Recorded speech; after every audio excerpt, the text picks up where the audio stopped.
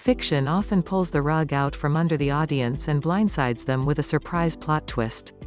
When done well, plot twists can work very effectively, but if the twist is ridiculously contrived and unbelievable, it can take the audience out of the story. However, ridiculously contrived and unbelievable plot twists sometimes do happen in real life. The following cases started off as mysteries but wound up resolved by circumstances as crazy and unexpected as anything a writer could have dreamed up. 10 Murder is solved by uncovering illegitimate child of deceased man. On the evening of November 26, 2010, 13-year-old Yara Gambirasio disappeared while walking home in Brembate di Sopra, Italy. Her body was found in a field 3 months later. She had been stabbed multiple times before dying of exposure.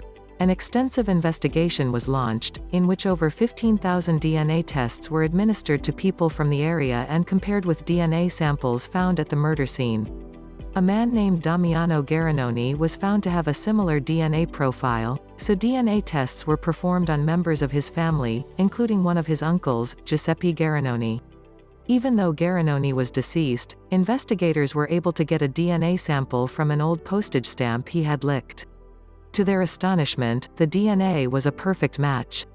The only problem was that Garanoni had died 11 years before Gambirasio's murder.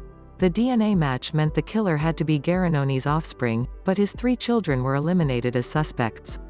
Authorities soon discovered that Garanoni had a reputation as a womanizer and may have fathered an illegitimate child with another woman. Since Garanoni worked as a bus driver and constantly interacted with the public, over 500 women had to be investigated. A woman named Esther Arzafi wound up matching the DNA sample.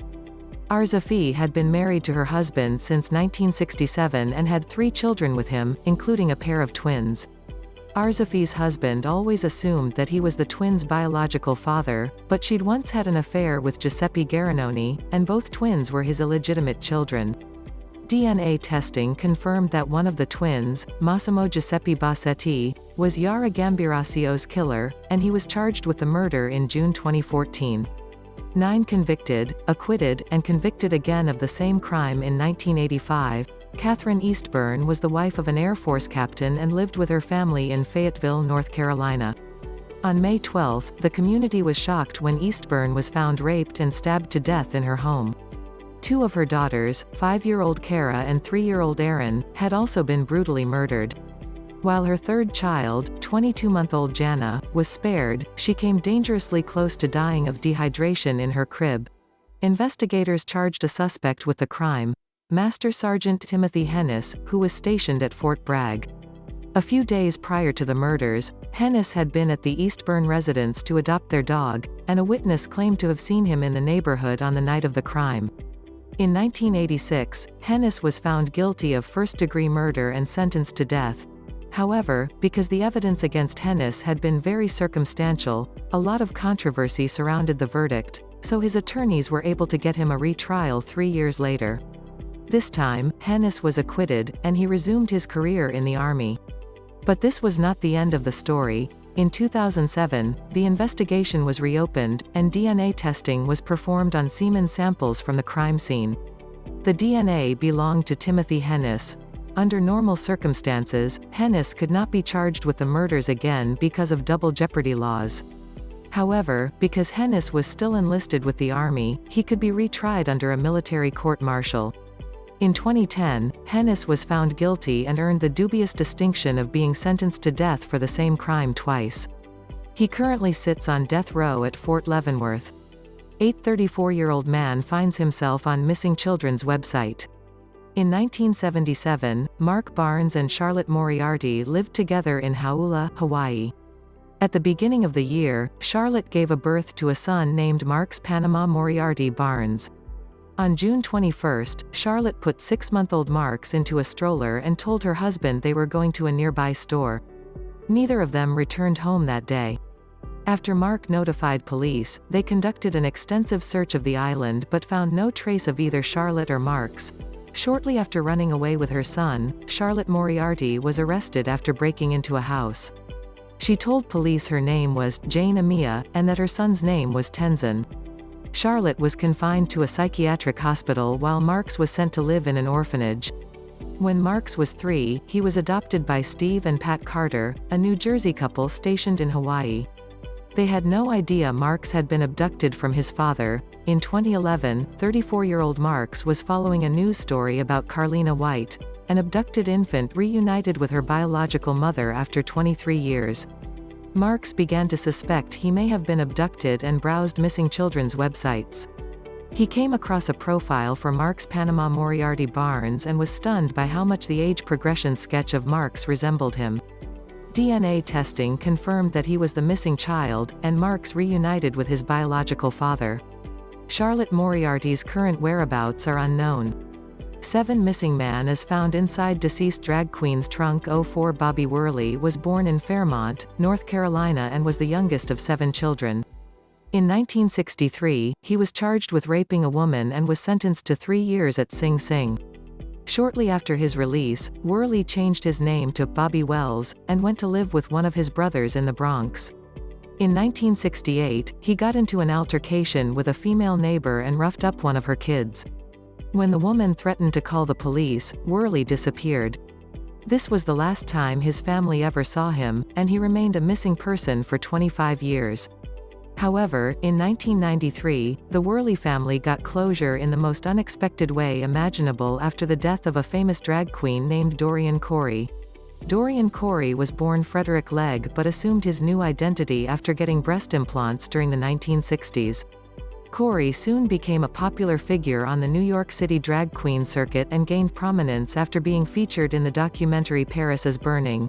On August 29, 1993, Corey died of AIDS-related complications and left behind a Manhattan apartment. When it was being cleaned out, a large trunk was discovered. To everyone's shock, the partially mummified body of a man was inside. A fingerprint check identified the body as Bobby Worley. Worley had been shot in the back of the head and was believed to have been dead for 15 to 25 years. The exact details of how Worley's body wound up in that trunk are unknown, but before Worley's disappearance, his brother remembered him mentioning a relationship with a transvestite named Dorian. The most prevalent rumor is that Worley was shot in self-defense when he tried to assault Corey and that his mummified body was hidden inside the trunk to avoid a scandal. 36-year-old cold case solved by homeless man's chewing gum. On June 12, 1976, Blanche Kimball's neighbors contacted the authorities, having not seen the 70-year-old Augusta, Maine resident for days. When police arrived at Kimball's home, they were treated to a brutal murder scene. Kimball was dead on the floor of her blood-splattered kitchen and had been stabbed dozens of times. The investigation turned toward 27-year-old drifter Gary Robert Wilson, who had briefly lived in Kimball's home before the murder. Shortly thereafter, Wilson was caught breaking into another neighborhood home but quickly skipped town. Since the prime suspect could not be found, Blanche Kimball's murder seemed destined to remain unsolved forever. In 2010, elderly vagrant Gary Robb got into an altercation with a man on Capitol Hill in Seattle, which ended with Robb slashing the man's stomach. No charges were filed because the victim could not be located, but the police entered Robb's knife into evidence and made a surprising discovery. DNA on the knife matched blood from Blanche Kimball's murder scene. Gary Robb was actually Gary Robert Wilson and had been in and out of prison since leaving Augusta in 1976. After learning of this development, the Maine State Police asked the Seattle PD to get a DNA sample from Robb to definitively tie him to the murder. They did so in a bizarre fashion. After finding Robb wandering the streets, an undercover officer paid him to participate in a fake chewing gum survey, which involved Robb putting different flavors of gum in his mouth. The police saved the gum and used it to obtain Robb's DNA. When the DNA linked him to the Kimball murder scene in October 2012, Robb was arrested and charged with the crime.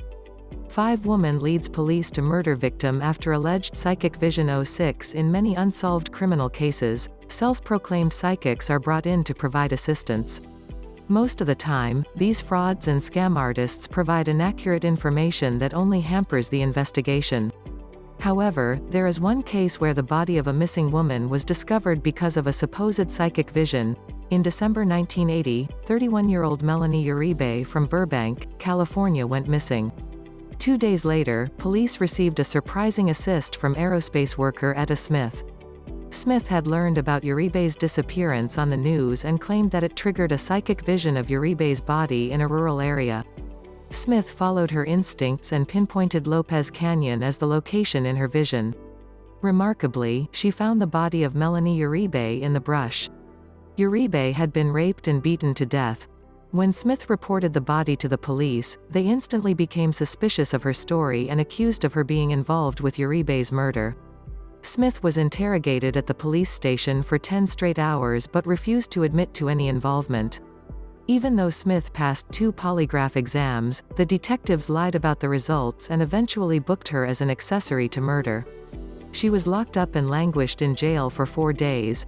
However, police soon tracked down and arrested the 3 men who killed Melanie Uribe. They determined that Smith had no connection to the perpetrators or the murder, so she was finally released. While some people remained skeptical about Etta Smith's alleged psychic abilities, she was able to file a successful false arrest lawsuit against the police. In 1987, a judge ruled that Smith had been unjustly jailed without evidence and awarded her over $26,000 in damages. 4 innocent man released after real killer comes forward. On August 11, 1989, 29-year-old Victoria Cushman was found inside her apartment in Warwick, Rhode Island, bludgeoned to death with a fire extinguisher. Investigators found a letter Cushman had written to local police officer Jeffrey Scott Horniff, demanding that he leave his wife and refusing to accept his decision to end their affair. Police became suspicious of Horniff when he denied having an extramarital affair with Cushman, but the suspicion died down once Horniff's wife and friends confirmed he was at a party with them on the night of the murder. However, after facing much political pressure, the Rhode Island State Police decided in 1994 to charge Horniff with Cushman's murder. At trial, the prosecution tore apart Horniff's alibi by claiming he sneaked away from the party to murder Cushman. Even though no other evidence connected Horniff to the crime, Cushman's letter proved strong enough to secure a guilty verdict, and he received a life sentence. Horniff maintained his innocence and filed numerous appeals but had very little hope of overturning his sentence until an unbelievable turn of events in November 2002. A 45-year-old carpenter named Todd Berry walked into the office of the Rhode Island Attorney General and flat-out confessed to murdering Victoria Cushman. According to Berry, he had been involved in an affair with Cushman and killed her in a fit of rage. Berry had never even been investigated as a suspect, but his conscience finally reached the point where he could no longer live with the idea of an innocent man serving time in prison for his crime. Berry eventually pleaded guilty to second-degree murder and received a 30-year sentence. Jeffrey Scott Horniff was exonerated and released. 3 couples' disappearance tied to notorious conman. On February 8, 1985, John and Linda Sohus left their home in San Marino, California to seek employment in New York. They never returned and were reported missing 2 months later. In subsequent years, Linda's friends and family received postcards from France, but they suspected that Linda never actually wrote them. By 1994, new owners were living in the Sohus' former residence, and they decided to dig a swimming pool in the backyard. They found male skeletal remains buried in 3 plastic bags. The remains were identified as John Sohus, and even though Linda was still nowhere to found, the case wound up going in a very unexpected direction years later. The Sohuses had been renting out their guest house to a tenant named Christopher Chichester, who told John's mother that the couple had gone on a secret government mission. Chichester himself soon disappeared but was seen trying to sell John's pickup truck in Connecticut. Over a decade later, in 2008, conman Christian Gerhardt's writer received media attention after he was arrested for kidnapping his daughter. For years, Gerhardt's writer had been passing himself off as Clark Rockefeller, a wealthy member of the Rockefeller family. When Gerhardt's writer was exposed as a fraud, he divorced his wife and became engaged in a bitter custody dispute over their daughter. After Gerhardt's writer was apprehended for his daughter's kidnapping, a fingerprint check revealed that he was the mysterious Christopher Chichester. While Gerhardt's writer was imprisoned on the kidnapping charge, he was charged with John Sohus's murder. He was convicted and received a life sentence in 2013. To date, Linda Sohus has still not been found, but Gerhardt's writer is believed to have killed her as well. 2,600 harassing phone calls from defective oil tank 09 in 1995, Donna Grable was tormented by a non-stop stream of harassment. Over the course of 6 months, she received a total of 2,688 bizarre phone calls at her home in Billerica, Massachusetts. Her phone rang at constant 90-minute intervals, and whenever she picked up, no one's voice was on the line. Instead, Grable heard what sounded like a rush of air for a few seconds before the call disconnected. Grable finally decided to involve the police, and they traced the calls to Theodore and Elizabeth James, a couple in Potomac, Maryland. However, the Jameses were completely innocent in the matter, and the mysterious calls had actually been made by a very unlikely culprit. The perpetrator was a heating oil tank in the basement of the home. The tank was no longer being used, but 8 years beforehand, an auto-dialing device had been installed on the tank by its original manufacturer, Stewart Petroleum. The device was designed to automatically phone the company to inform them whenever the tank was running low on fuel. The number was disconnected, but in February 1995, Donna Grable set up her own 800 number for a business she was running from her home. She got the same number Stewart Petroleum once used to receive calls from their auto-dialing device. Shortly thereafter, the device on the oil tank reactivated and started making a non-stop series of calls to Grable's residence. In the end, she was contacted over 2,000 times by an inanimate object. One killer holds on to evidence for 54 years. On the evening of December 3, 1957, 7-year-old Maria Ridolf was playing outside with her friend in their Sycamore, Illinois neighborhood when they were approached by a young man calling himself Johnny. Maria's friend went back home to get some mittens, and when she returned, Maria and Johnny were gone. On April 26, 1958, Maria's skeletal remains were discovered in a field 160 kilometers, 90 miles, away. A potential suspect was 17-year-old neighbor John Tessier, who resembled the man last seen with Maria. However, since Tessier had taken a train trip to Rockford to enlist in the Air Force on the night of Maria's disappearance, he seemingly had an airtight alibi. It would be 54 years until a remarkable series of events solved Maria Ridolf's murder. In 1994, Tessier's mother died and allegedly gave a deathbed confession to her daughters that he was responsible for Maria's death. Since one of Tessier's sisters had been sexually abused by him during their childhood, she convinced police to reopen the case. By this time, Tessier had changed his name to Jack McCullough. The only thing pointing to McCullough's innocence in the murder was his original alibi, and an unlikely piece of evidence caused it to fall apart. When one of McCullough's ex-girlfriends provided police with a framed photograph of them together, the ticket McCullough had received for his train trip to Rockford was hidden inside. Investigators were shocked to discover that the ticket was unstamped and had not been used, which meant McCullough never actually left Sycamore that night. In 2011, McCullough was finally charged with Maria Ridolf's murder, and thanks to the eyewitness testimony of Maria's childhood friend, he was convicted and sentenced to life in prison.